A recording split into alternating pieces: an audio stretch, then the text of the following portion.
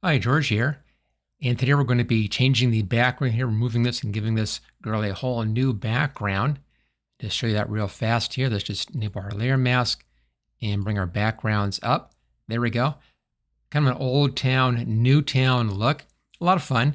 And you can use your own pictures for this project. I'll tell you about what you want to look for. If you want to use these actual pictures, then I have these available inside of my Photoshop Elements Coach program. And I'll tell you more about that at the end of the video. We'll be using 3 basic images. This one right here, this picture right here, and then the picture of the girl with her dog right there. Now these don't have anything to do with each other. I just grabbed them because they have a similar perspective to them. It's not exact, but it's close enough for our use right here. Okay, let's just close down our demo file. There we go. I'll save that. And then you want to start with a brand new image in here. Go up to File, come down to New, and Blank File. I have it sit here at the default Photoshop Elements size, which is 6 by 4 inches at 300 pixels per inch. Choose OK. I'm just going to dock that. I'll be using these docked windows quite a bit to start this thing off. If you don't have docking windows, go up here to Edit, come down to Preferences and General. And this that checkbox right there, Allow Floating Documents in Advanced Mode. Just make sure that's checked and choose OK, and then you can do this. Let's first bring up this picture right here. Just an old Western town. I'm just going to grab the background and drag it into our working file like that. Let's get that out of the way. Close that down. And then position this so it fills the image. And that's pretty good right there. Grab our next picture here. And notice that these just have a similar perspective. Again, not exact, but it's close enough for our use. That's the main thing I'm looking for. The right side doesn't really matter. We're not using this right side at all. We're just using our left side on that picture. So just find things that kind of match on the left-hand side. Now I found both of these images pretty quickly over on Pixabay. I just did a search for Old Western Town and for Main Street and got those pictures. Let's just drag this over here like that, drag and drop, and get rid of that one. Now this is a smaller building. This one's bigger, so I need to make this image larger. I'll use the Control-T keyword shortcut. It brings up the transform handles and just drag us to a bigger image. And then I'll make this kind of transparent. Over here it says opacity set at about halfway. And I can then test fit and see how this looks. And that looks pretty good in here. Something about like that I think will work out okay. It can go over a little bit because we'll be using some of the background from that one, so I could just kind of reposition this. So I'm making this at the front of this building, kind of lines up with the front of that building. Now if you want to be a bit more specific on this, you can adjust the slant on this image.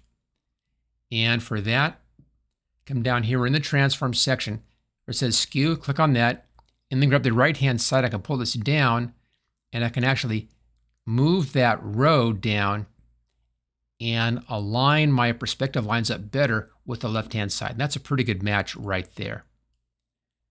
And I'll move it out here so that the buildings match on the front, and I think that's looking pretty good. Somewhere around here, we'll go with that one. And set that back up here to full opacity.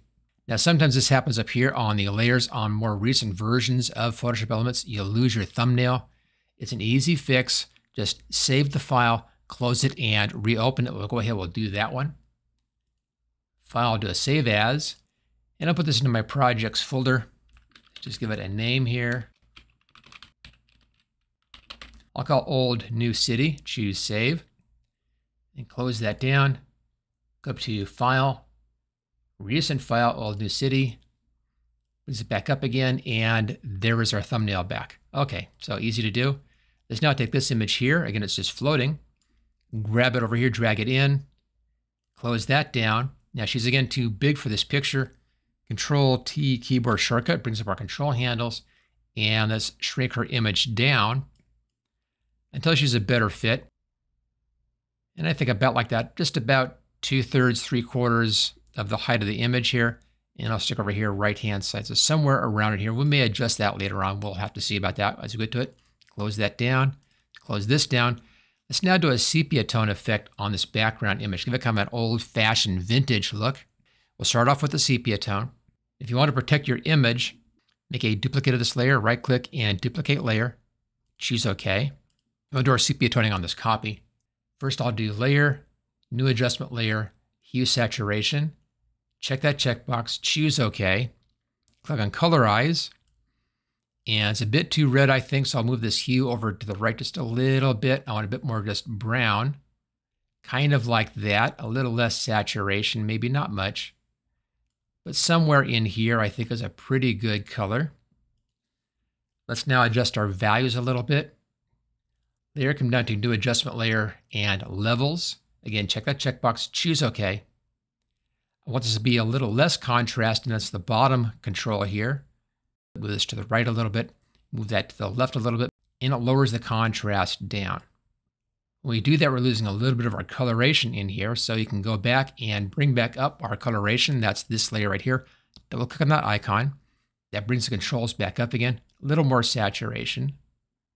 There we go. Part of the reason I'm boosting the saturation a bit more is because this is going to have a color image over here, and with all that color, this will look more towards black and white. So you want a bit more color than you would think at this point. But since we can always adjust these later on, because they're adjustment layers, it's easy to fix. And let's give this some more grain. Make sure you're on the layer that you're working on here. Go up to Filter, come down to Noise, Add Noise. Here's our noise adjustment. And then just find a nice amount for that, just a little bit of noise in there, and choose OK. And that has a real nice old-fashioned look to it. All right, let's bring up our foreground picture, and that's this one. And I want to have this cut off around 2/3 of the way. And that's this layer right here. So go up to the Marquee tool. It's the rectangular Marquee tool. Have my feathering set at 0.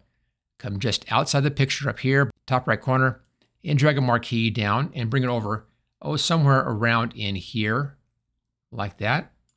And then hit the Layer Mask button. And then gives us a layer mask. There's our cutoff. We're now going to blur the layer mask side. Make sure that you're seeing this light blue outline around the layer mask. That's correct. Go up to Filter, come down to Blur, and back to our Gaussian Blur. And in here, you can adjust the blur of the layer mask. There is no blur, and I can just bring that blur up until we get a nice soft edge on that. And it just slowly fades the new building into the old building. Don't go too far because you're beginning to see the edge of your photograph over here. So that looks pretty good. I want a lot of blur there to kind of exaggerate the effect of shifting from one area to the next. Okay, our background's pretty good. Now we can move it around. Instead, our layer mask is locked to or linked to the color photo, so I can actually move my color photo back and forth now to get just the spot that I want. We'll possibly readjust this a little later on. Notice we're also getting a little bit of this blurring around the edges up here, which just adds a little bit to the quality of the image. Okay, let's bring our girl back in, and I think that looks pretty good. Maybe a little larger on that. Control T, and bring her up in size. I want to make sure she's very definitely the center of attention in here. So she's about half of the picture, about kind of the right half of the picture. Let's now use the Select Subject. Go up here to Select and Subject. If you're using an earlier version of Photoshop Elements, then use any tool that you want to make your selection. And this is a little bit off up here. I want to trim that selection. It's a bit off right here. So on the selection brush, I'm going to change this to Subtract. And I'll just brush over this and just kind of bring that down a little bit. She has a bit of flyaway hair up there, which is throwing things off. I'll bring it in just a bit here. And that looks better. Let's now go over here to Refine Edge. I'll have all these settings alone. And then I'm just going to come in and just do a little quick, just right around the edge of the hair and right on the dog's ear, right in there. Everything else is fine. Even on the back side of her hair over here. Now we'll have to smooth out that transition from hair to background. And right up in there. Okay, let's output this to a new layer with layer mask. Choose OK. There we go. Now it's a little bit weird up here still. See it right there. Let's just zoom in on that. I'm not really happy with that. Let's fix that. Double click on the layer mask side. Let's grab a black paintbrush. This is at 45 pixels soft edge brush. And I'll paint right on the layer mask. I'm just going to paint out that little bit right there that I don't like. Just like that. Hold the spacebar down to move things around. Everything else looks okay. I think I'm happy with all of that. Just zoom back out here. Let's take our picture again here And I'll move it over just a little bit. Again, I want to have it just about halfway between here where that switch is happening, and that looks pretty good. Back up here to our girl layer. Let's adjust her contrast, her values just a little bit. She's pretty good though. Go up here to layer, come down to new adjustment layer and levels. Check that checkbox, choose OK. And bring the blacks up just a little bit, just kind of make her a bit richer in her color. Not too far or it blocks up like that. Just a little bit. If you begin to see things blocking up in the darks, then that's as far as you want to go on that. And it just helps her pop out into the foreground a bit better. Maybe just a little bit more on the light side. There we go. And there it is. We've given this a completely new background and done an interesting little time shift here for the image.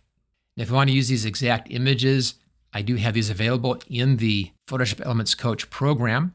If you want to find out more about that, I'll put a link for that in the description. If you like this video, hit that like button. If you haven't subscribed yet, make sure you subscribe so you don't miss any videos in the future.